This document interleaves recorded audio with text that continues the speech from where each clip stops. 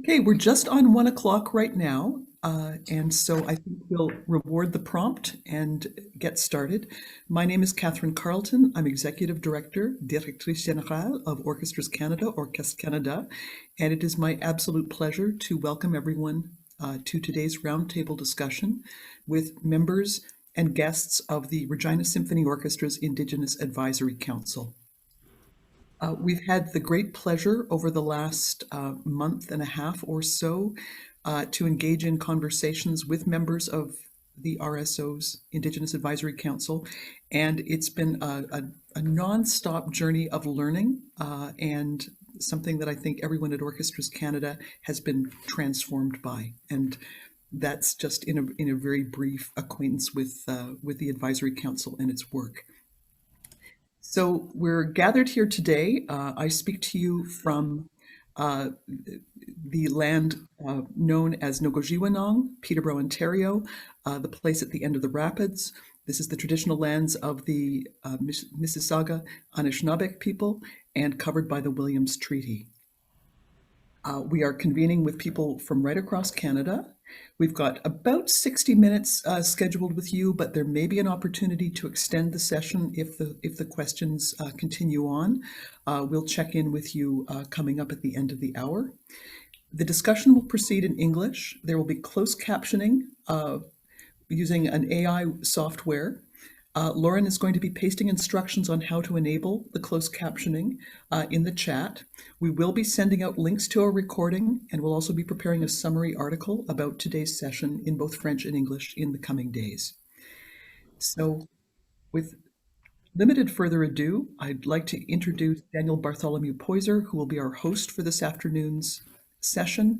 Daniel is not only a member of the board of Orchestras Canada, but he is also a conductor and a musical animator with roles with both Symphony Nova Scotia and the Toronto Symphony Orchestra. Daniel has worked with orchestras right across Canada and into the US. And Daniel, appearances on stage are characterized by the same things that make us love him in meetings as well. There's an energy, a focus, a keen interest in people, and a deep, deep love of music and of community. And Daniel is someone who I think specializes in identifying and bringing out human potential. So Daniel, may I pass the baton to you? Certainly, always happy to pick up the baton. Hello, everyone. As Catherine said, my name is Daniel Bartholomew Poyser. Catherine, I've never been introduced as a musical animator before. That sounds splendid, and I'm excited to learn more about that role. Thank you so much for being here. Thank you so much for your interest, everybody. We have over 100 people here, 120 or so, to learn about Indigenous advisory councils, and that is tremendously encouraging to us. Catherine and Lauren and myself had the opportunity to be invited to the Regina Symphony Orchestra's Indigenous Advisory Council meeting, I think about 2 weeks ago, and we were struck by the way in which major decisions were tackled with warmth, with camaraderie, with effectiveness, with a listening. You're going to hear all about it. Anyways, so I'd like to introduce the members who are going to be speaking with us today. And I trust that you've had maybe a chance to look at their bios. They were sent out on Tuesday, I believe, so their full bios are here, but I will introduce them each. We have Audra Young, who is a Regina Symphony Orchestra board member and the chair of the Indigenous Advisory Committee. We have, and there's Audra, you can wave, that's great, there she is. We have Marion Newman, who's a wonderful mezzo-soprano and a founding member of the Regina Symphony Orchestra's Indigenous Advisory Council. We have Christian Robinson, who is the concertmaster since 2018 of the Regina Symphony Orchestra, and previous to that was the principal second. And then we also have Gordon Gerrard, who is the music director in his 4th season of the Regina Symphony Orchestra. So those are the people who are going to be speaking to us out of their experience doing this work. Let's get right into it. So this is a question, I'll say 2 other quick things. We have a plan for how today is going to go, but the conversation will go as it goes. We will see how things become, what's important, and we will speak and we will listen. That's actually the most important thing. Okay, so we have a plan and we'll see how it goes. The first question is this: how did this work? How did this work get started? How did it come to be that in the Regina Symphony Orchestra, there's an Indigenous Advisory Council? Who's involved? What's the mandate? And maybe Audra, maybe can you speak first a little bit about that? How did this get started? What's the mandate? Who's involved?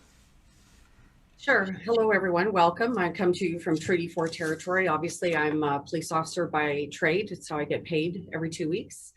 I've done policing work for about 30 years, but my interest, of course, as an Indigenous person, I'm from 𝐏𝐻𝐧𝐝 First Nation, born and raised. My interest and my desire has always been to make space for other Indigenous people in every avenue or area that I can, and to make things better if I can. And so to start this off about how things got started really goes to Gordon. Really is about Gordon Gerrard and his entrance into the scene of Regina and his vision. So I would really like to have Gordon start, if that's okay. Sure. Gordon. Thanks, Audra. Hi, everybody. Thanks for being here. It's great to have this opportunity to chat to everybody today. This all happened,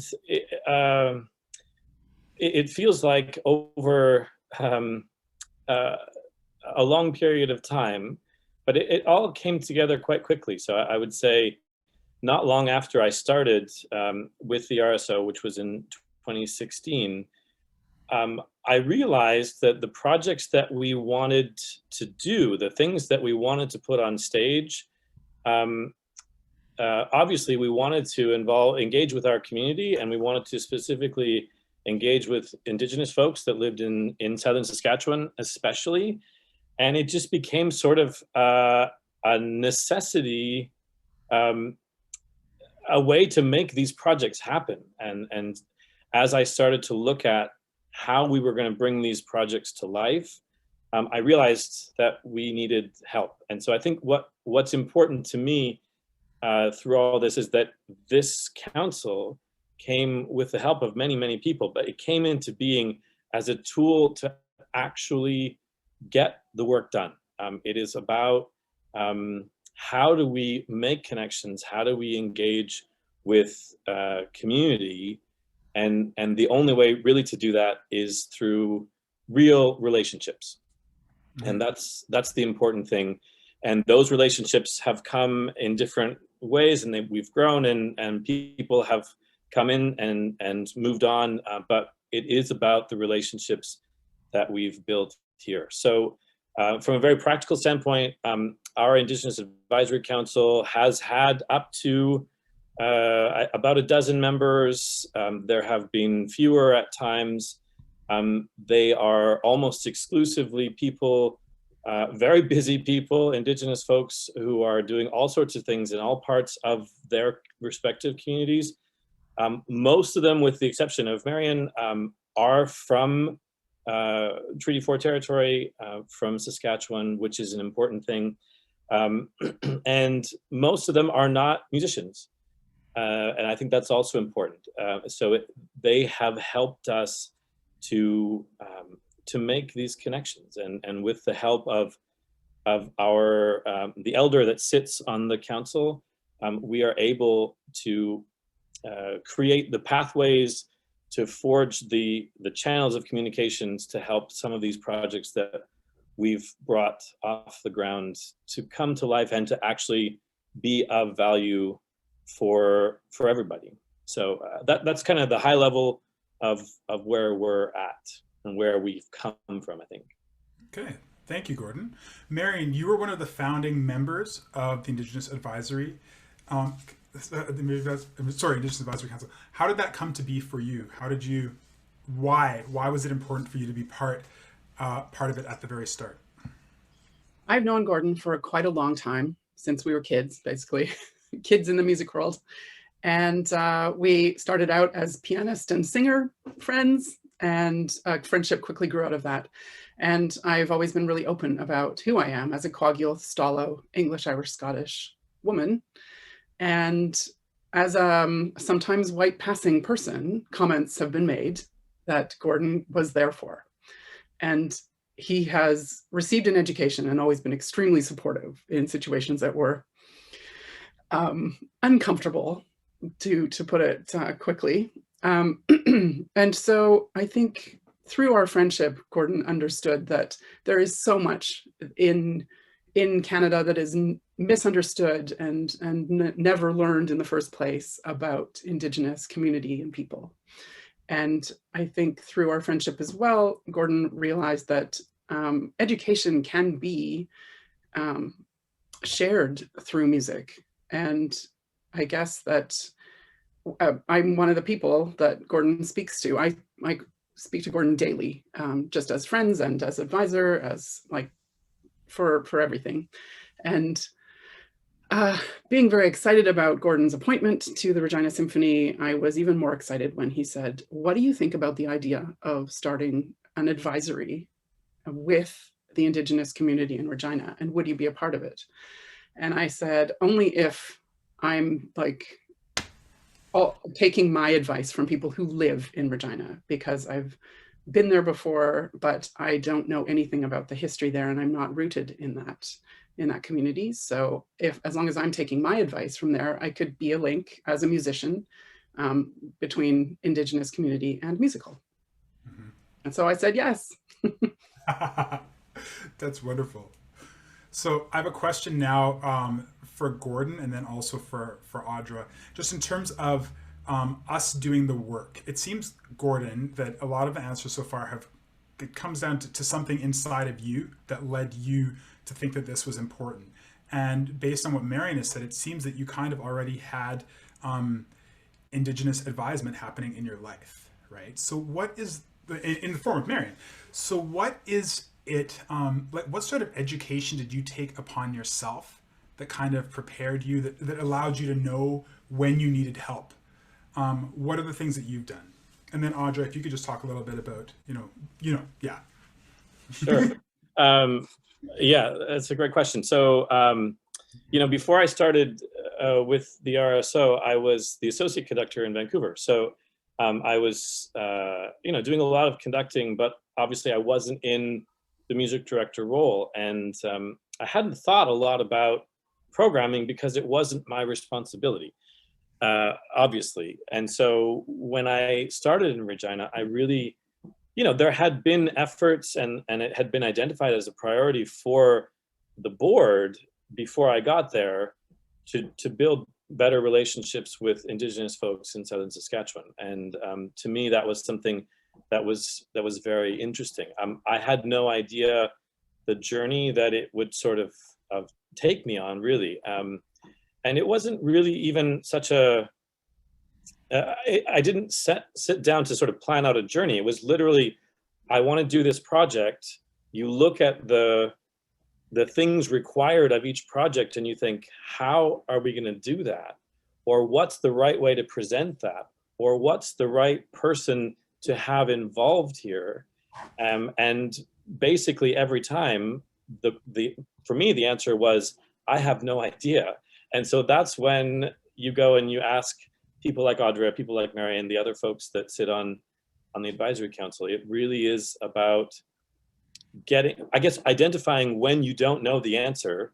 That's an obvious time for you to ask the question. And I guess the homework really is trying to make sure that the people around you are in place, that they feel like they want to participate, that they want to help. And we're lucky in that way. But I would say, I think there are lots of those people out there.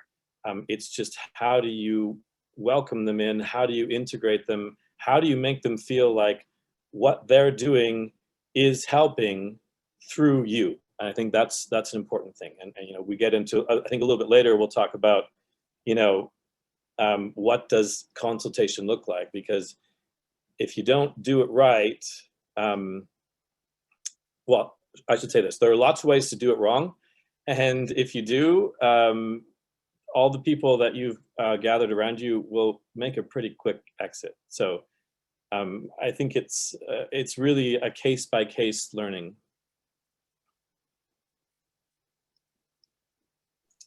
You want me to Yeah, yeah, feel free to interrupt too, Audra. Keep me on track. Of course. So the long and the short of it is, as I do a lot of volunteering, and as a career in policing, it's a career of helping. And oftentimes you find yourself in a space that you don't feel like your help is what you had envisioned as you embark on this career. So I look for other ways to make a difference in the community, and that's where volunteering came from. So as a result of that and the work that I've done in other areas, Judy McCuskey, who is the current chair of the RSO, called me. By the time I'm done on the board, she'll have called me 20 times, but in fact called me 3 times to convince me to be on the board or to ask me about being on the board. And her first words were that she wanted assistance for the RSO to reach out to Indigenous communities. And she had heard that I could help with that. And so that's a daunting task, and I know I can't do it by myself. I have my own, limitations. I have to have people around me to help. And so I was interested in an organization such as an orchestra who wants to go down this road and embark whatever they come to. Unfortunately for Judy, it was her last year on the board. She retired off the board, but came back, obviously. But what else happened in that exchange was I presented to the board who I was at the first meeting, had met Gordon at the exact same time, didn't really know what his vision or mission or what his notion was around his mark on the orchestra and Regina. And we got together when he talked about his wishes. A couple of conversations were about some advice I felt inadequate to answer. So I reached out to my circle from back home and asked for their advice. And then still not knowing Gordon, really, like knowing that he is the maestro, the music director for the RSO, but I don't have any, we don't have any relationship. I'm a board member, but really just a new board member. And so, as we went through several experiences, I gained trust, and I gained the trust that he and Marion share, via Marion being, my sister in ways, because we're both Indigenous. We both have experiences in this world that are similar, although she's far more talented than I. We got down to where we wanted to make a real difference, and we needed others. We needed the advice of elders and escapois, like a elder's helper.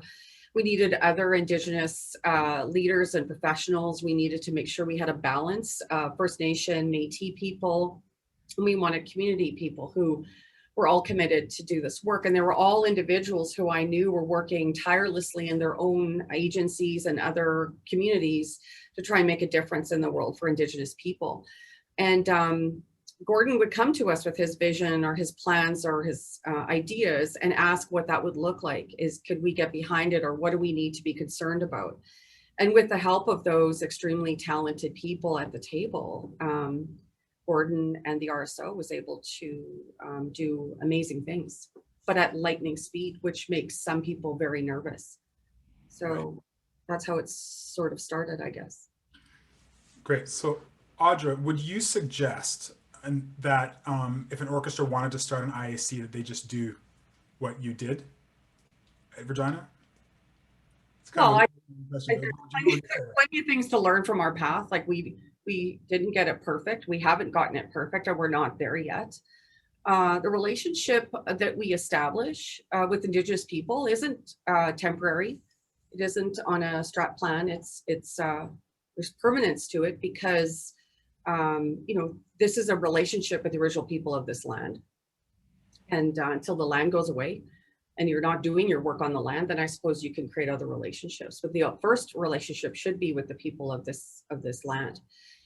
And so that takes big stones. It takes lots of commitment, but it also takes bravery, acceptance, and understanding. And it's a relationship. And if you don't have them, you have to ask for help.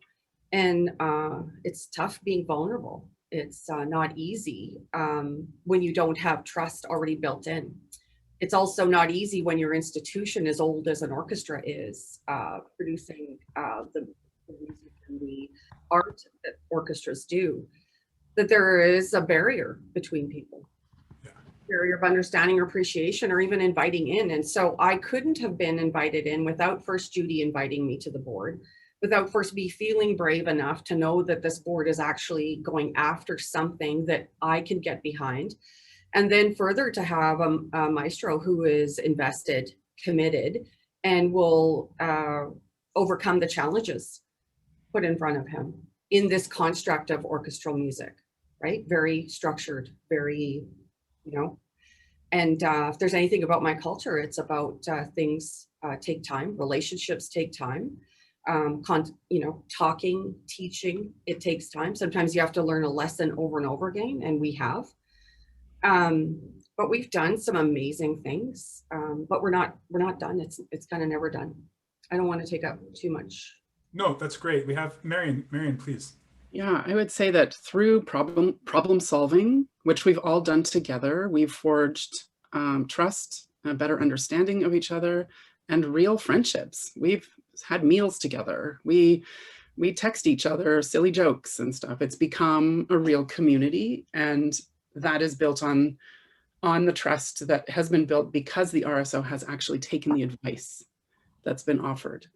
I have been in many situations, I will say, where my advice has been sought but not taken. And that just builds a wall.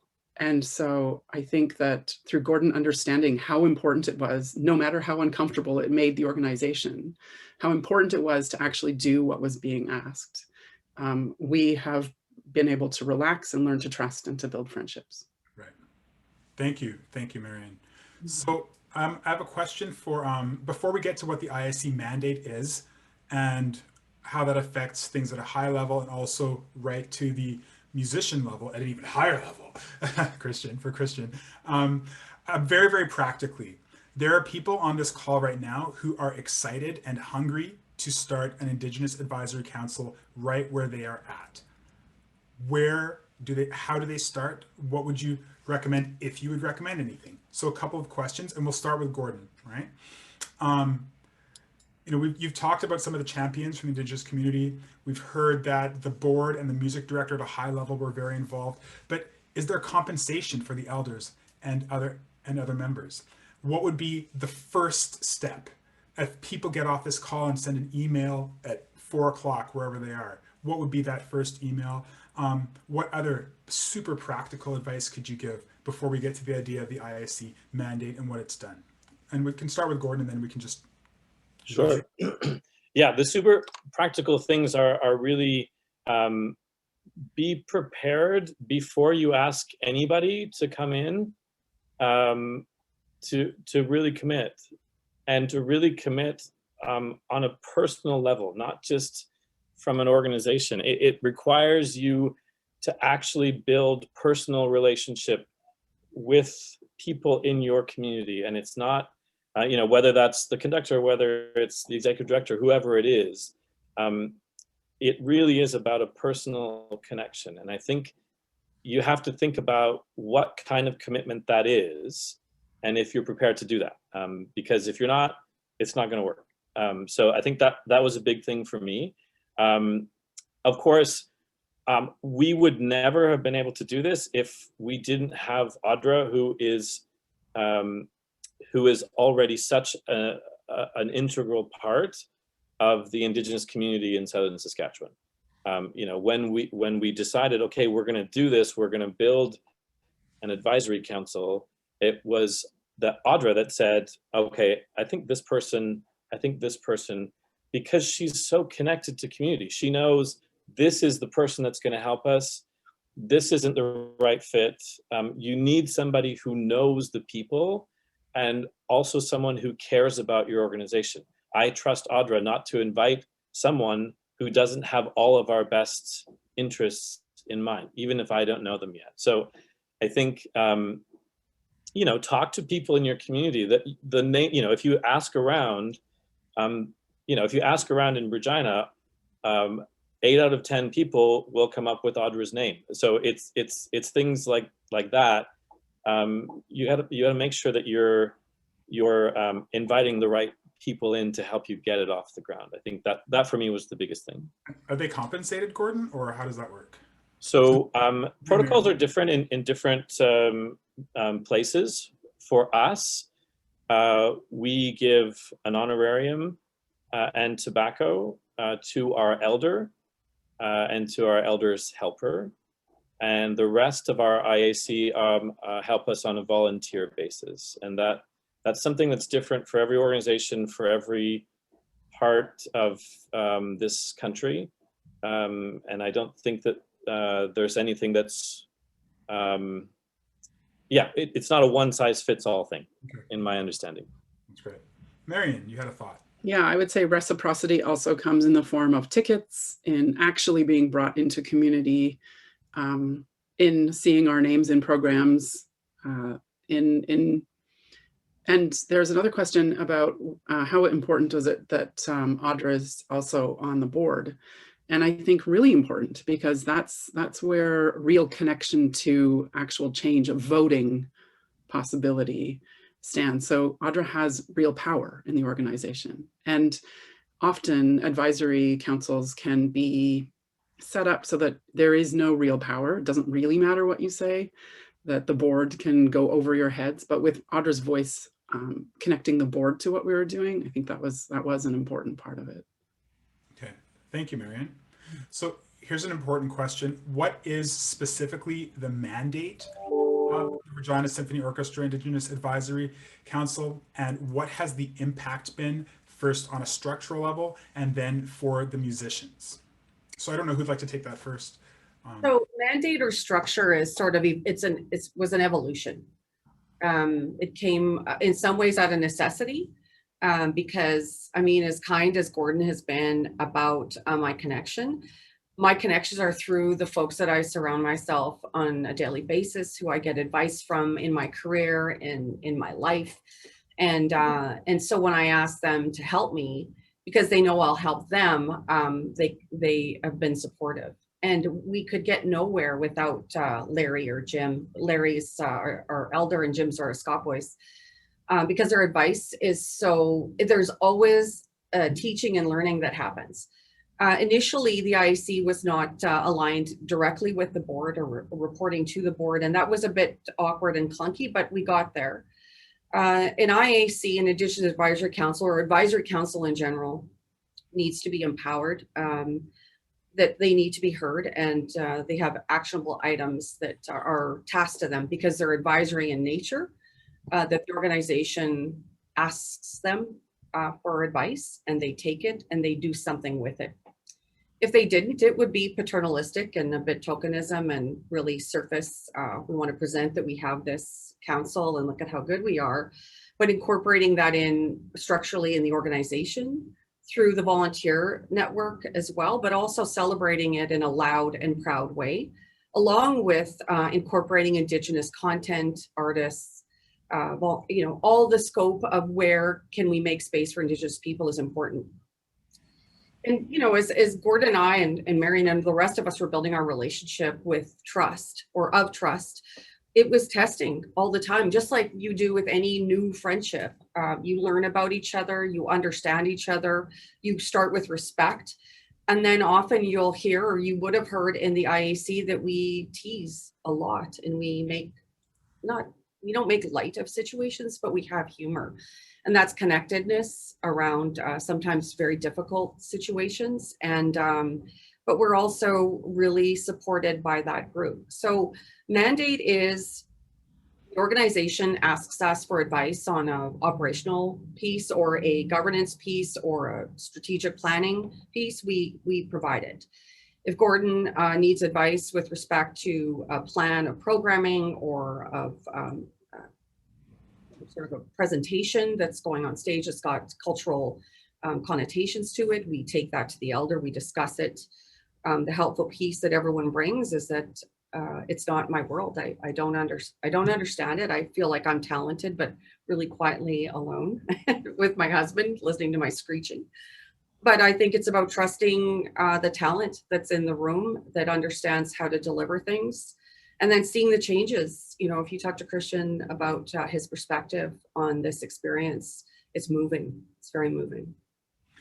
Christian, that's a perfect segue. What is the perspective from the concertmaster's chair? What do you see happening as a result of having an Indigenous Advisory Council?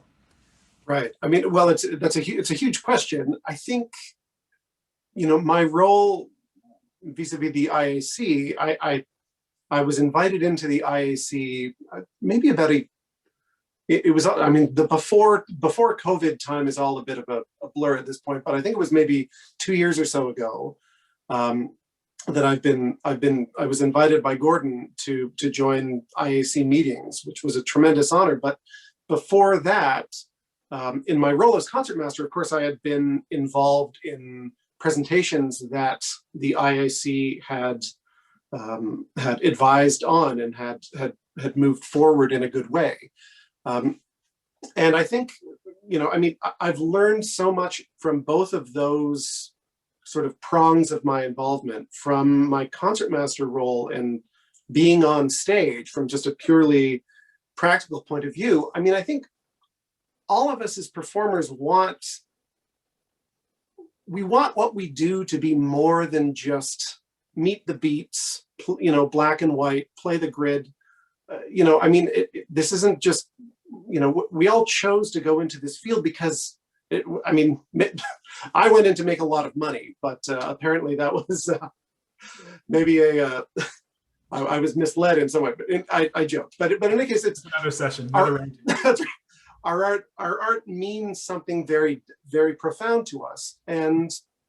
But what I have to say is that the things that the IAC and the indigenous voices and the indigenous stories and the indigenous content that we are presenting in the RSO is so, it has impacted me in a way that it's not that I don't love Beethoven. Who doesn't love Beethoven, of course, but to see this connection with a community. This is where I live. This is Treaty 4 territory, and to be performing, something like the chamber opera Missing.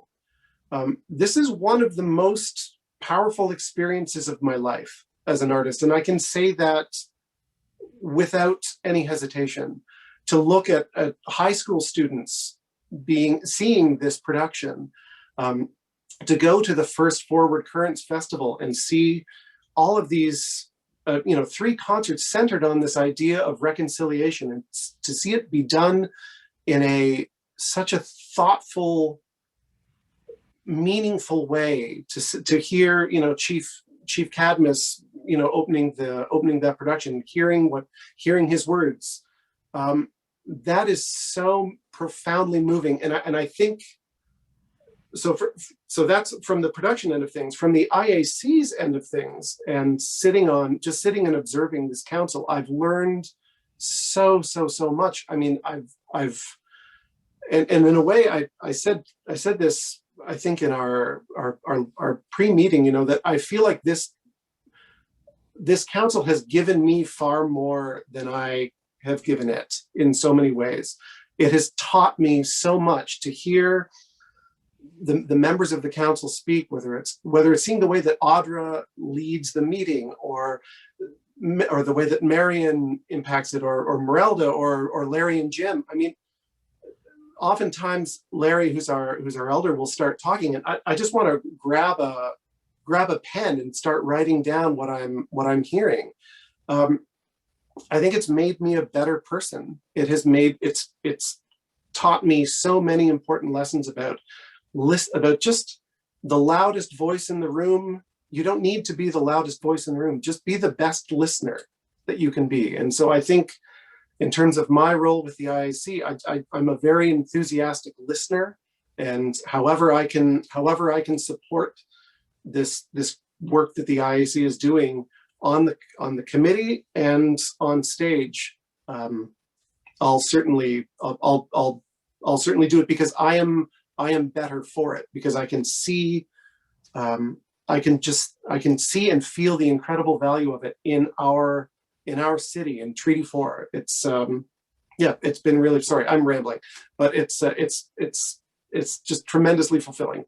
I was going to say, but Christian, tell us how you feel about it. It's great. That's wonderful. It's wonderful. So along that, we have a question. What have you learned? I think you've said a lot about what you've learned and what the impact has been. Have you felt supported by the IAC in your interactions with Indigenous community members, in terms of like support, knowing like protocols. A lot of times orchestral members, musicians will be put in situations where they don't have everything that they need. Have you felt supported? Have you been able to learn in that way as well too? I would certainly say that, and I mean, seeing the tremendous care that is taken. If I think about something like missing as an example, I mean, the supports that were in place around missing, and I know that Audra and Gordon and Marion can speak to this far better than I can. But there's tremendous care taken, and so from the musician's perspective, you can't help but notice this. You can't help but feel supported, and to see the care that's been taken at every step, and to know that it's been done in a good way. Is just you feel very safe as a musician in that environment. Right. So a question before I'd love for us to talk a little bit about how we initiate respectful and meaningful relationships, that those points of initiation with Indigenous communities. But while we're talking about musicians, let's just stay here for a moment. And how does the council communicate with the musicians of the orchestra to have that link between what's happening, in the council and then also on stage? How is that communicated? And then how do we bring, like, where have you had success or challenges in taking these visions to the musicians, right? I don't know, hopefully that makes sense, but something's happening here. How do we get that to the stage? How are you doing that? And what advice do you have for orchestras that are trying to bring their players into this bigger vision? Can I start there? So I think this is a thing that we've been talking about as an organization, not specifically to do with the IAC, just in general. How do we get better communication between music director and the rest of the office and the board and the musicians themselves?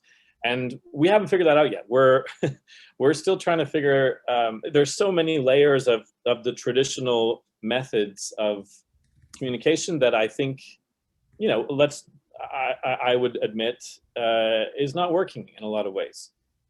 People do not feel included, especially musicians of the orchestra do not feel included. They don't feel like they have a voice. So we're trying to work on that. I think it's interesting to note that we have started in the forum of our IAC meetings, which they happen maybe a couple times a month. Sometimes if things are busy, once a month.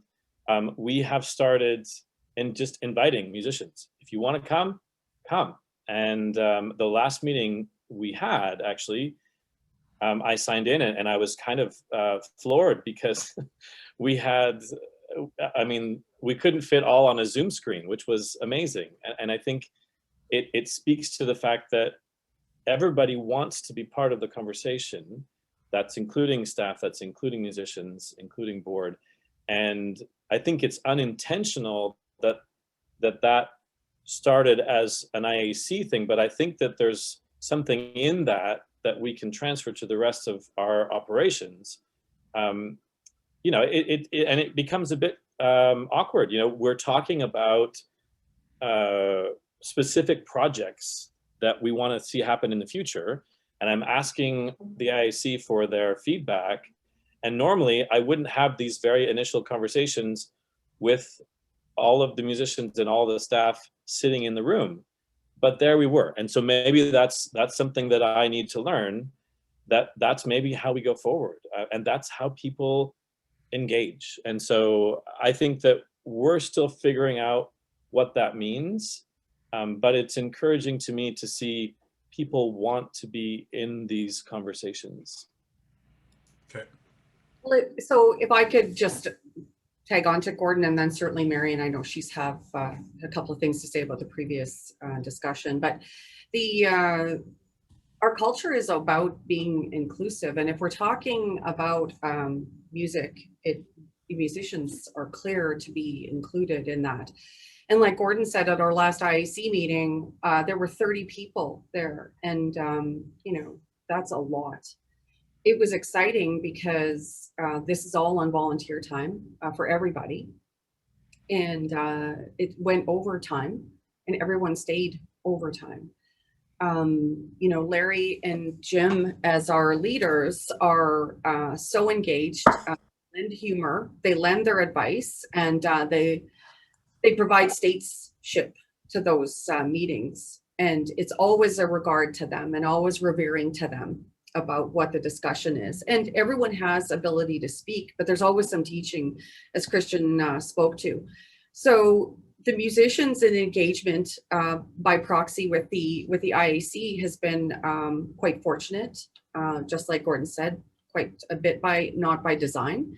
And it's natural in a way that we include people and build these relationships. So I think that's what's key. It wasn't false or insincere or you know, constructed in a way that wasn't authentic, because of course the IAC would not be part of that. We're just real about a relationship. It's just a fundamental relationship, as if you were meeting a new neighbor or wanted to understand their different, you know, their different celebrations, or understand their culture a little bit differently, or to be accepted. All of those things go hand in hand, that reciprocity, you know, that we're talking about. You can't command someone to come into your circle and perform for you, much like perhaps you do with programming with individuals and people from your communities. You have to go to them and see where you could fill a space or a need. And for me, I volunteer with sport organizations a lot. That's been my mainstay for youth and involvement with youth. And I know that in that involvement with sport, there's a missing piece for youth that aren't sports geared. They want art, music, they are creative. And so how do I reach and create space for the youth, the Indigenous youth, to feel a part of things? And that's why I said yes to the invitation by Judy McCuskey. And so the musicians, I've said to Gordon and others, the long-term expectation by Larry and by Jim and by the IAC is to have Indigenous musicians and to take the pathway that's always been had and change it, because we don't follow a strict structure to the one way and the only way that people can get to where they go. That's elitism, you know, that's exclusion. It's not inclusion. It's about finding a space where people can feel comfortable and safe to achieve. See it happen all the time in other areas of our world where folks don't follow the same pathway, yet they're excellent in whatever it is skill they have or their life.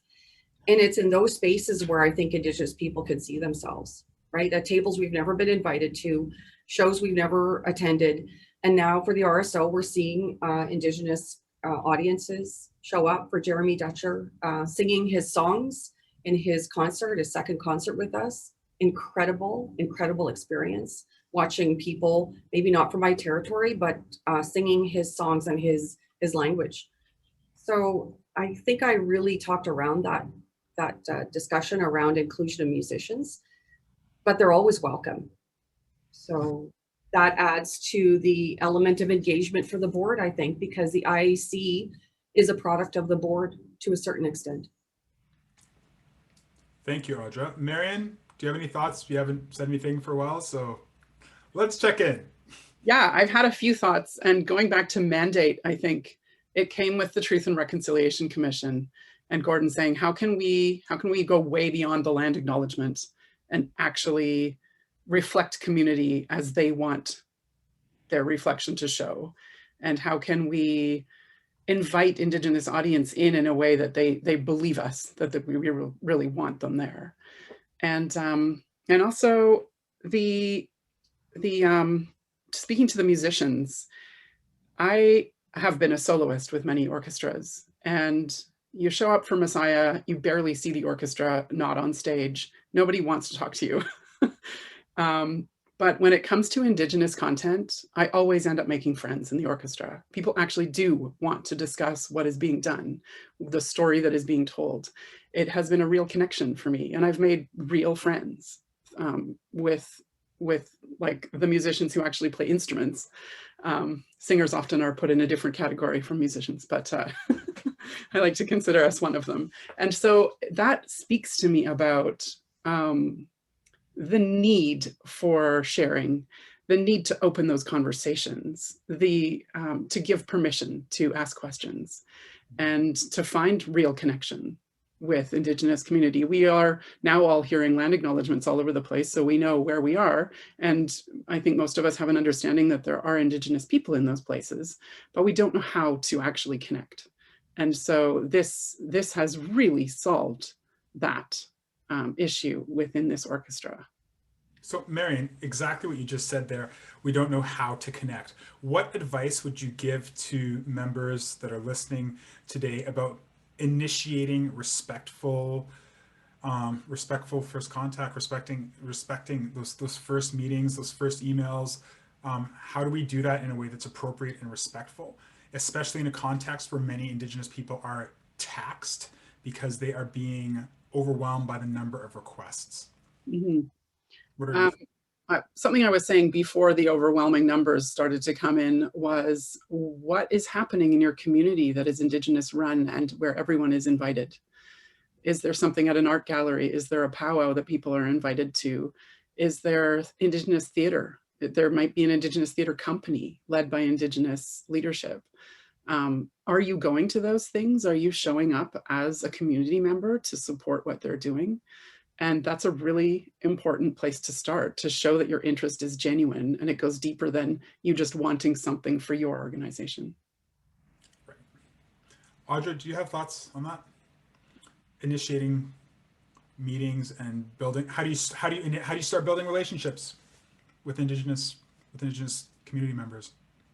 Well, I think you have to look at yourself about what it is you understand about the history. What do you understand about the truth of the experience in this country, and not in a way that you have to sit and feel guilty about that, but to understand the fulsome of the relationship, because the Truth and Reconciliation calls to action were not meant to be directed specifically at government, though there are pieces of the calls that are. They were intended to every single Canadian. That is our call to action for when Indigenous people are not at the table. Are you having those conversations in a way that it is inclusive, or do you invite them in? And you don't always get it right away. But if you look at champions in the community, you know, we've, Christian's mentioned Merelda, Jim, Larry, Cheryl McCallum, who's part of the Orchestras Canada board. She's one of us. She guides us in ways that she does community development in her world, in the sport world.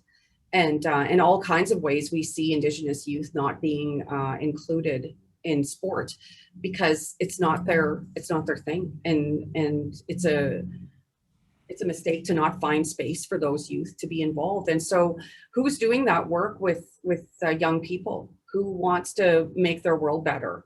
That's where you look. You have to know your own community. Mm-hmm. I mean, look, if you don't know that, then I guess that's where you have to start, because you have to be truthful about your space. So again, a question for Audra and Marion. I think it might be helpful for us to hear a story or hear about a time, specifically within the context of maybe Regina Symphony Orchestra, where you felt that something was done that was respectful, or where you felt honored, where you felt like your culture was respected.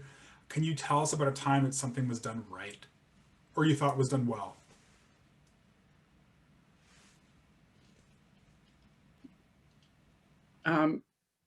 Most of it. Like, it's not just a one-off. There wasn't just one concert where it was like, we have Marion Newman and she is Indigenous. You know, that wasn't it. It was way beyond that. Different forms of music, inviting dancers in to dance in their own style. And yeah, just that ongoing connection. It's not the one show a year kind of trick. We're rooted within the organization now. And I think that's all right. Fantastic, thank you. Audra, thoughts? Well, I would think it's more along the lines of when you're speaking that people take you seriously and they act on your advice. And although they're uncomfortable because it's a different way of doing things, you can see acceptance. So there is a bit of speculation, and I can't, fault that, because I too had speculation. I too thought this was a move to have an Indian on a board just to say you had one. And to be honest, that could very well have been, I don't think ill-intendedly, but if nothing happened beyond that, and you didn't have the minds of Gordon with respect to a vision, that would sit in a silo that wouldn't necessarily be expressed in a way that the organization expresses itself in a concert hall. It would have been a tough row to hoe without that sort of platform. And you know, every one of us has other, you know, agency that we have to express in ways that respects our position, who we are. This consultation piece is, you know, in other areas, it's consultation's a tough word to swallow, because often consultation comes with, we're just going to pick your brain, we're going to leave, and we're never going to tell you if we made a difference or changed anything. And so it's usually with, and that's where that relationship piece comes in.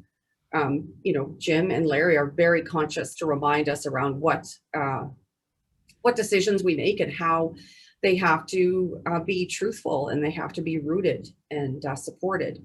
So, you know, really at the end of the day, we always revere to them, and it's an easy job to be in because, you know, we could blame them. I'm kidding, but they provide such stableness and such credibility. The integrity they lend to us by their position in the community is tremendous. Without them, you know, we're good, but we need that level of university level, doctorate level of cultural recognition, that they take us into the spaces where normally we would be looked at a little bit, you know, sideways. You know, it doesn't matter, like, you know, I'm a police officer, right? I born and raised on my reserve, but there's still things that we have to build trust with on every relationship on a daily basis. You know, you don't just extend tobacco and an honorarium and go, okay, we're done. You have to look internally at the things that need to be fixed for the betterment of everyone, not just on a Indigenous file or interest, because those sorts of changes organizationally, they affect everyone in such a good way. I love that Christian has used "in a good way" so many times, that culturally Christian is us, one of us. Yeah, we always try to do things in a good way, and it's something we say a lot. Yeah, I picked up on that too. I love it. I would say also that it's not that mistakes haven't been made. It's that when those mistakes are made, they're acknowledged, they're apologized for, and the action is taken to repair and to reach out to the entire Indigenous Advisory Council to say, hey, we need more advice. Can we have a quick meeting via phone or Zoom or whatever? It's every time that happens, it roots us more in understanding that they really mean to take us seriously. Thank you, Marion. I want to continue along this vein. We have a lot of different questions that are getting into some specifics. Before we get to some of those, one of the things that I think Catherine and myself and Laura noticed when we were able to be part of the Indigenous Advisory Council meeting was that although a lot of decisions were being made about orchestra, things from orchestra land, repertoire, and, you know, having an artist come in and say, here are my pieces, it was the way that things were being done that was different. And throughout this talk, words like trust, vulnerability, relationship, safety, comfortable relationship keep coming up in the context, both from yourselves and then also all the way to the music stands of a concertmaster. Can you talk about that? We've talked about what the mandate is of the IAC, but can you talk a little bit about the how, the way things are being done that is it different? Just some thoughts about that. What are the values driving that for Marion and Audra? And then Gordon perhaps, and everybody, hey, everyone. I think that actually it started with Gordon. He's really humble. He's extremely talented. He's very smart, and he's actually humble, and he doesn't mind being teased, or at least he doesn't let on. He laughs with us. And that is actually a very Indigenous way of being, in understanding that you lead by community, that being a leader means hearing all the voices in the room and bringing all the voices into the room that need to be there. and like just how it's naturally become a situation where we realized it needed to grow out of just Indigenous Advisory Committee and a few staff from the admin side. That has grown out to include board and to include the actual musicians who make the art that the organization is about. Just a deeper understanding of who is the community of the RSO, and who deserves to be in the circle. Mm-hmm. So Marion, if you were going to tease Gordon right now, where might you start? What might that? No, I'm just kidding. We don't forget it. Yeah, I hope he saved me a piece of that delicious meal he sent a picture of last night. Audra, how about? I'm really going to tell a story that'll be about the humbleness of Gordon, but I want to talk about and add to the list of people that are also involved in the IAC, which are former board members. They expressed at their last IAC meeting as they were cycling out of their board term, saying how much they're going to miss these meetings because it changed them in ways as which Christian has described. And I felt compelled to invite them to stay without any kind of formal kind of governance, kind of acceptance. I just made an arbitrary decision that they hold the history and corporate memory of how we got to where we got to at that moment. And then they continue to hold on to the history as we go forward. And it's so critical because they love the organization. They love orchestra. They have an appreciation for what gets, what gets put together, what's produced. And so there's that. So they also have stuck around. On the teasing side, so Gordon, it is about that leadership. I remember, again, another one of the testing phases of our relationship as trust and working towards this thing that we're here talking about. I sent Gordon to a ceremony, a ceremony that I didn't get a chance to go to, but I thought Jim Pratt, the 𝐓𝐡𝐞 voice, was going to meet him there. And I gave him specific instructions and, no offense, everyone, but Gordon is non-Indigenous, right? Just to make it clear. And in some worlds, he'd be called white. So here's this lone white guy that goes to a ceremony. Unbeknownst to him, I give him general directions. I'm texting Jim because Jim's there as an 𝐓𝐡𝐞 voice helping with the ceremony. And I'm texting him, asking him if he found Gordon, because by this time, Gordon would have been at the ceremony. And at the ceremony would be largely Indigenous people, of which Gordon would, stick out, right? Not in a bad way, but literally. So I said to Jim, I go, have you found Gordon? And I didn't want to text Gordon without having a lifeline for him. And Jim went there. He says he couldn't find him. And he says, oh my God, I thought maybe he was sitting on a side where he shouldn't have been sitting because Gordon wouldn't know. And but he didn't, because he didn't know Gordon very well. He called him George.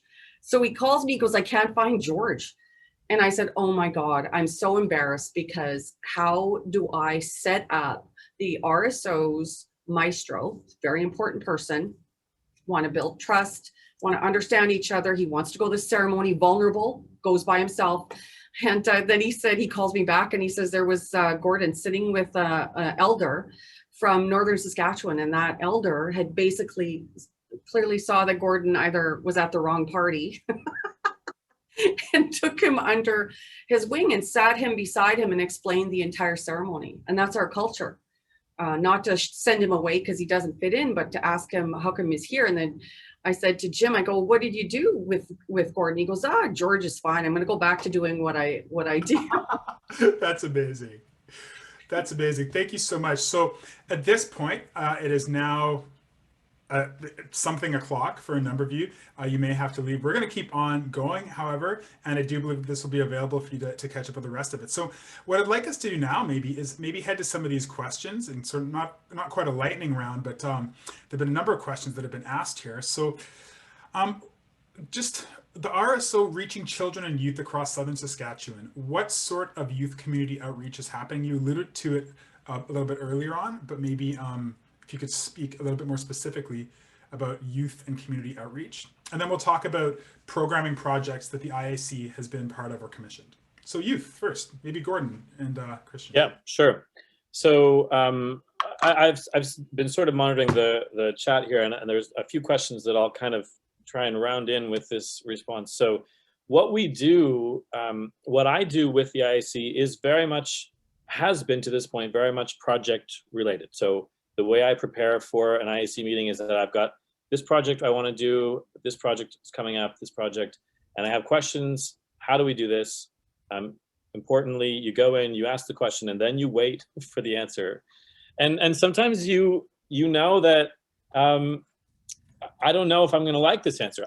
This answer might make me uncomfortable, but it's like, okay, I've asked and we're going to go do it. So that's an important thing. I think it's different than other meetings that I go to where me as the boss, I go in and say, this is what we're doing, this is what we're doing, this is how we're doing it. So I think that's an important thing that I just want to circle back to. So far, most of the things that we have talked about have been projects that we put on our main stage or second stage sort of things, like when we did Missing.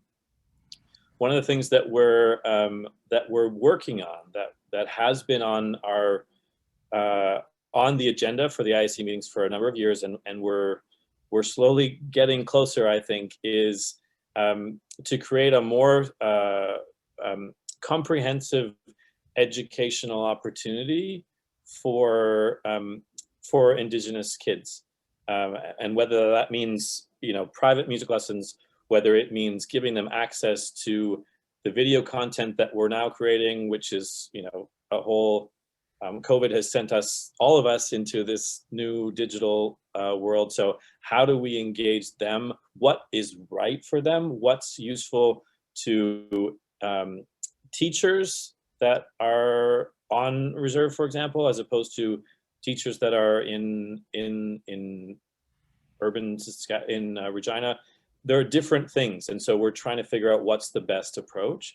So I would say that that's a project, or the youth angle of it is something that we're still working on, and that I'm proud of the work we've done, and we're not quite there yet. Okay. Any other thoughts about youth involvement? Okay. So let's see. Are there partnerships between the Indigenous Advisory Council of the RSO and other Indigenous Advisory Councils at all? Or do you know other arts organizations that have them? Is there an inter-art collaboration between Indigenous Advisory Councils? So if I could just say, the Larry and Jim is a former police officer, and he used to police on my reserve when I was growing up. Larry Oakes is an elder on our Police Advisory Council for the Regina Police Service. So that's how I know both of them. I've probably known Larry from as young as I can be. Partnerships with respect to, you know, FNUC, First Nations University of Canada, some partnerships with SAS Sport through Cheryl McCallum, any other aspects that Gordon and Marion certainly can speak about with respect to that. But we've had partnerships with Piapot First Nation, Pasco First Nation, and my home reserve, 𝐏𝐻𝐭𝧬𝑧 First Nation, when we had Buffy St. Marie here. And we did that by way of bringing her to those communities to celebrate Indigenous artistry and her, you know, her amazingness, really. And she's a legend here. She's our Buffy St. Marie, and that was a gift that the RSO was able to give to the communities. So we've kept a commitment, although we don't have a specific construct with those, you know, contract or this is exactly what's happening. We know they're open and available to us because of what we brought to them, not for them or in spite of them, but we asked if we could come to their community and they could have this free concert with Buffy, and she's incredible. The only way she would do the support is if there were youth there, because she too wants to give back and make a difference, right? Great, thank you. Marion? Did you have anything, or, okay. Okay, that's great, that's great. So do you, I have a question from Ken Hall. Given the large number of people already involved or wanting to take part, can you see sharing this process that you've been on with other local arts organizations, or do you think each company needs its own advisory? And is there enough community involvement to support multiple local advisory councils? And I'd add to that, are there enough people, like, is there enough, how do we do this without taxing, taxing the community that already is giving so much?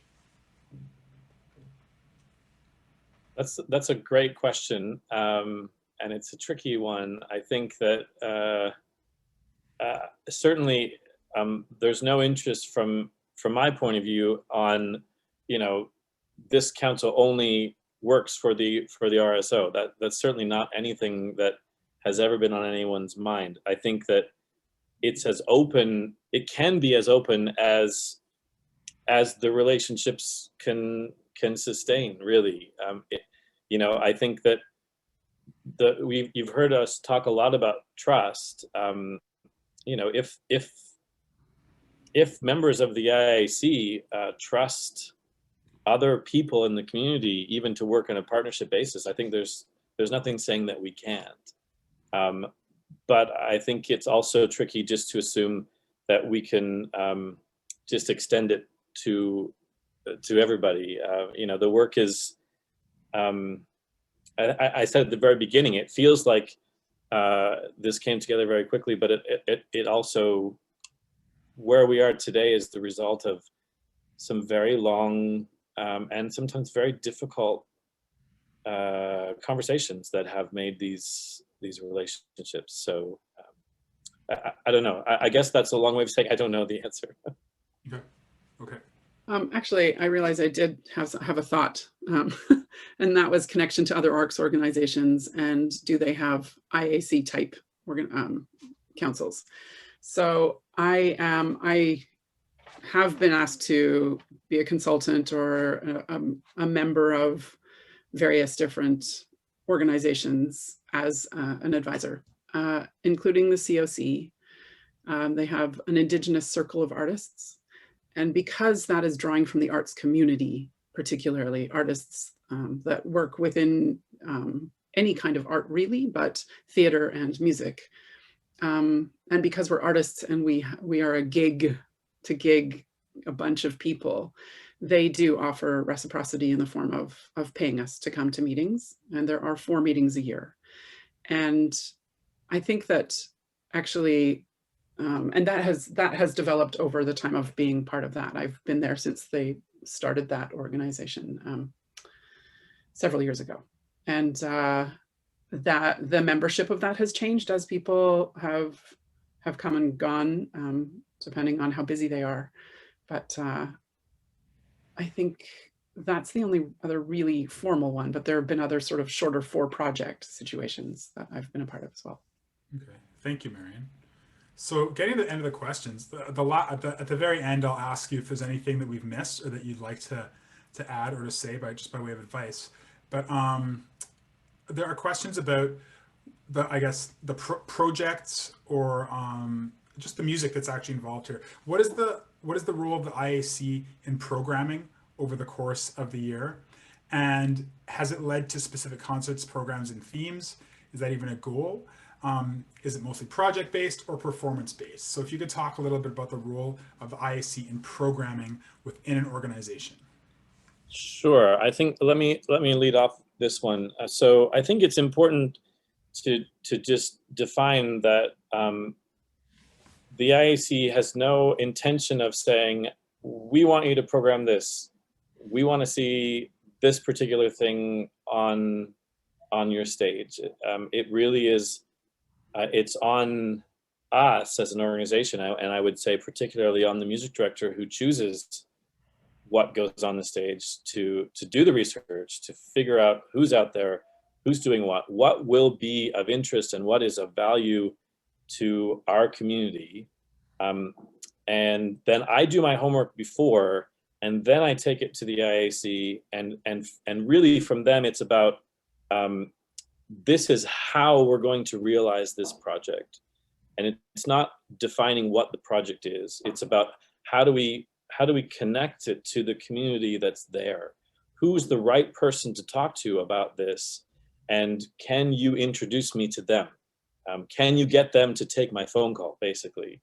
And that's really the kind of stuff it is. Or it's things like protocols. How do we make this happen? Who who should be there, who should be in the audience, who should be giving a blessing from the stage if it's appropriate, all that kind of stuff. That's the kind of work that we have done together. But it's not about, you do this. So I think that's important.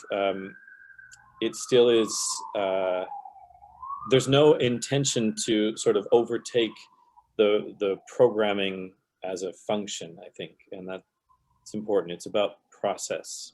Right. And again, in terms of the IAC's role within the organization, how have budgeting priorities changed at the RSO as a result of having an IAC? Has the strategic plan of the organization changed or been influenced by the IAC? So, so two things, budget and strategic plan. Thoughts? Well, there is an understanding and acceptance of expenses with respect to the IAC, and that goes with honorariums and tobacco. And we have had ceremony where we've had sweat held by Larry and others from the community, where we invited musicians, board members, and staff on 2 occasions. They were incredibly, it was an incredible experience for everyone. And so those are expenses that are not necessarily specifically operational for an orchestra, but they are operational for the cultural piece of the IAC.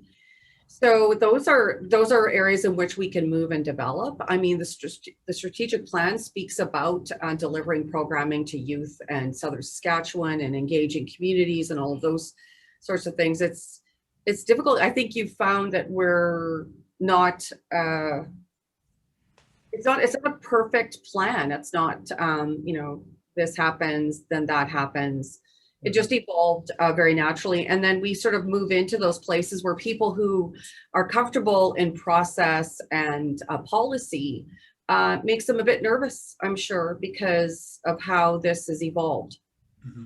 However, you can't build relationships based on, 1 to 3, make sure you get subsection X, Y, and Z, and then, you reconcile your documents at the end of the year. None of that has any kind of human quality to it, nor does it lend itself to long-lasting relationships. And I mean, I think we've talked about the fact that if you engage Indigenous people and you disrespect the advice they give you, they'll turn their backs on you very quickly. And not quickly, it'll erode over some time because you'll have built some stock in. But the trick is to just really ask and be okay with, you're right, like Gordon said, we're not driving any programming. What Larry has said to us all as the elder, he said he wants to leave a legacy for the young people. That's why we're all there. We want to leave things better than we found it. And the true right is to do that for kids, to do that for the not yet here. And, because why else would we do it? Because this is hard work. And, we've, as said, it's volunteer, and we do it because we're committed to making a difference in a way that I don't think we ever imagined that this has brought us to. So Audra, I just want to pick up on something that you mentioned there, which is that sometimes things will happen which make people a little bit nervous, I think, or something along those lines you said. So how do you deal with nervousness / pushback, first inside of the organization from other board members, from musicians, and how do you deal with it with pushback or nervousness from outside of the organization? So internally and externally dealing with pushback and nervousness. Thoughts on that? Yeah, so I think that it's another relationship building, that I have to remember that I have to build trust, that I don't just arrive because I'm the First Nations person or I'm this or that and you must follow me and believe me. I have to prove myself to be trustworthy and to be careful with the organization during fragile times of financial constraints and uncertainty. And so those ultimately are fundamentally my responsibilities as a board of director. And I've been on other boards with lesser budgets, some with far more significant budgets. So I understand my role and my responsibilities. But you don't embark upon this pathway lightly. You have to commit in small ways. It doesn't cost anything to have a relationship and try your best. And so early on, we talk about the tests and trials and tribulations of Gordon, aka George, and the Indigenous culture here, and the things we put him through by way of his acceptance into our family. But there were some things where I said to him, at some point you have to build in. We can't just do projects about Indian people. You have to build them into your programming. So masterworks or pops or what have you. And then the other side is in talking with Mike Forster, the executive director, is we need to internalize practices and protocols that are sensitive to this work we're doing on the production and performance side of things. And that means to bring people in who are of Indigenous background to experience, to learn, to grow, and to celebrate in this work and become administrators or musicians or teachers or what have you. That there isn't one specific silo for us within the organization. It's across the board. And I'll say one more thing as I'm obviously taking the mic for too long, but Merelda Fiddler started as an IAC member. She's a strong Métis woman. Her family comes from Meadow Lake area, and she has a long history of her life as a Métis person, and she's an educator as well. So we're relying on her to educate our board, our staff, our musicians. As you can appreciate, we've talked about it. That's why we're virtual. These times are challenging to us to communicate with each other. But she's also on the board now. She's gone from the IAC to the board. And you won't get people who will go to your board right away because they have to trust them. And honestly, IAC is a vehicle for that to happen. So long as it's entrenched in truth, transparency, honesty, openness. If there's a mistake, it's never fatal. It's only fatal if you ignore it and hope that it goes away. Or if you don't heed advice. The highest form of disrespect is to take our time and then not heed our advice. If there's a reason why you can't do the protocol or what needs to happen with respect to that notion or that idea, we'll wait, but we're not advancing the needle any further until this thing is looked after, whatever that thing is. So we're irrespective of time, ask Gordon, irrespective of a program, irrespective of, a financial deadline. There are things in our culture, if asked for and needed to happen, they have to happen. Otherwise, you can go along and do your work, and we'll just sort of sit back and wait for you to come back to us and make things right. That's wonderful. Thank you. Any other thoughts on pushback, dealing with externally, internally, or can we leave it there? Great. So, Marion. I would say that it has become very quickly apparent that it's important to notice who speaks in a meeting. We all have been at meetings where there is somebody who is used to holding court and telling their story. And although the Indigenous Advisory Council has allowed anyone in, not just anyone, but anyone involved in the organization in, the balance of who speaks still sits with the Indigenous people. So that's just one little note that I think is useful for anybody thinking of starting something. Don't do all the talking unless you're the person with the advice. That's really good. Thank you, Marion. So we're going to wrap things up now. In a second, I'm going to ask each person, starting with Christian, then Gordon, then Marion, then Audra, on any final thoughts of advice that they might have for us in the orchestral world, or just a final reflection, or just basically actually anything that you'd like to share before we sign off for the day. And I thank you for your time. So Christian, any thoughts or reflections? Yeah, for sure. Well, first of all, thanks for moderating this, Daniel. It's much appreciated. You're a very sensitive moderator. It's noted and appreciated. I think from my perspective, I would just encourage anyone who's out there who's thinking about doing this work to engage with it in a meaningful way, because you will grow so much as a settler, non-Indigenous person. You will learn so much. It's so worthwhile to do, and I'd encourage anyone to really engage with it in a meaningful way, not in a as a to check a box on a grant application, That aside, you will grow as a person by doing this, and that their Indigenous issues are all of our issues. It's the TRC was very clear about this, that this is all of our responsibility to do this, and you will learn and grow so much. So it's well worth it. Thank you, Christian. Gordon, any final comments? Yeah, I think the only thing, this has been a great conversation. Thanks, everyone. The only thing I want to add to all of this is that, and I think this is probably apparent, but I'm just going to spell it out. In order to do this kind of stuff, we as the admin folks especially need to look and find that there's more flexibility in our policies and procedures than we think there is, because it all goes to this point of asking for someone's opinion and then making it part of your action. And I think that one of the struggles and the pushback that we've had is that we get advice and then we say, but that's not how we do it. That's not what our policy handbook says. That's not what our procedure manual says. And so it's been a challenge for us on the admin side to look at our policies and say, well, actually, there's room. We can make the room. We're not going to fall apart if we expand that definition. And I think that's something that every time we have an IAC meeting, I keep that in the back of my head.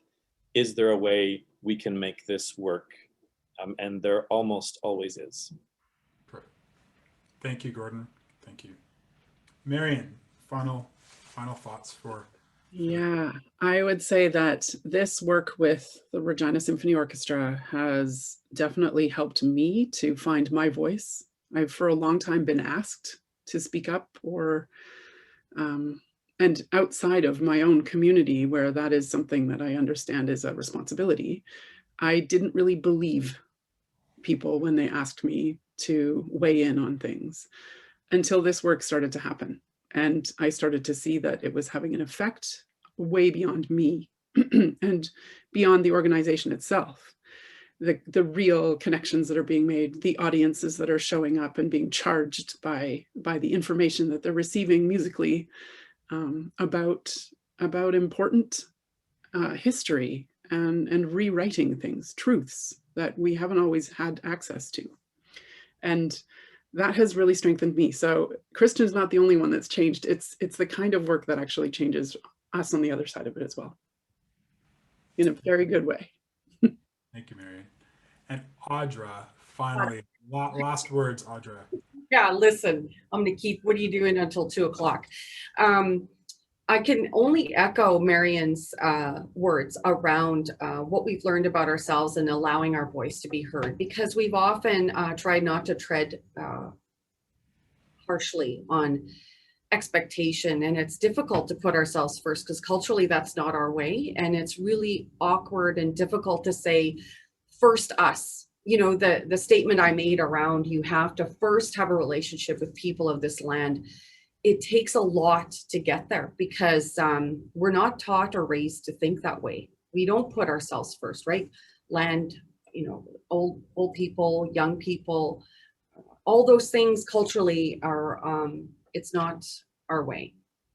But in that vein, it's given us a voice that when people listen, you have to believe them when they tell you that they're listening. And Gordon and others have had trial for that. And in some ways we have to renew that on a daily basis, because that's just how tending to this thing we've grown is important to do. But for me, I think about the welcoming and the look on people's faces and their experience of my culture and the IAC meetings, because that's us sitting at the feet of our grandfathers and our grandmothers, taking advice and listening to stories, because looking for the meeting. Christian said he was sitting at IAC meetings saying, I should be writing, I wish I could write this stuff down. And Larry, at one time when he was giving me advice,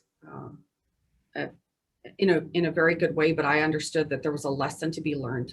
In my head, the very moment he said it, I thought I should have a pen and I should be writing this down. And he said in the exact same moment, you should write this down. So it isn't just our non-Indigenous community that have to learn. And this coming together has created such trust and belief that things can be better, in that we all have this responsibility, and that we're not alone. That's probably the best thing to tell you about this not being my world ever. And the freedom to say and talk about my culture in a way that's received respectfully and openly. And it sometimes makes you shy about giving your opinion because you feel like, you know, I'm just a humble person. You know, I'm not the right one. I'm not this, I shouldn't answer this question because I'm not the right one to answer it. And so I know, Daniel, you were asking for the purposes of the audience, the folks who are listening in or have come and gone through this panel, is that they want trying to give a specific answer. And it's so different for everyone. It's so different for how you approach people and your community and understanding the community or territory you're on. And when you pay respect to that, and it's clear that you pay respect to it, people will openly welcome you in, and they will help you along. They will be generous with their time. This point of reciprocity is important to understand when you take people's time, of those who have this is their livelihood. But they'll accept you. You just have to take a chance, and you have to keep trying, even if a door closes on you. Maybe it's just the lesson. It's just the lesson along the way that helps you grow. Audra, that is fantastic, and thank you so much for that. And I want to thank, on behalf of all of us who are here today, the entire Regina Symphony Orchestra staff, the Indigenous Advisory Committee for letting us sit in as members of Orchestras Canada, to Christian, to Gordon, to Marion, and to Audra. Thank you so much for your time today.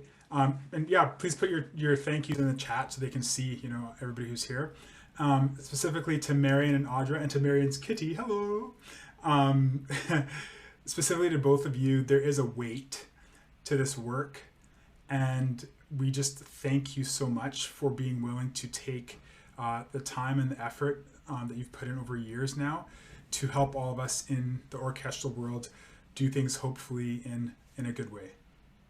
So thank you. Thank you for being here today. All right, everyone, that is it. This will be available for you to go back through, take notes on, perhaps share, I don't know, hopefully. But Lauren will have this up for you. Thank you for joining us here today. On behalf of myself, Catherine Carlton, Lauren Drew, and Orchestras Canada, we wish you a wonderful afternoon. Stay safe and take care.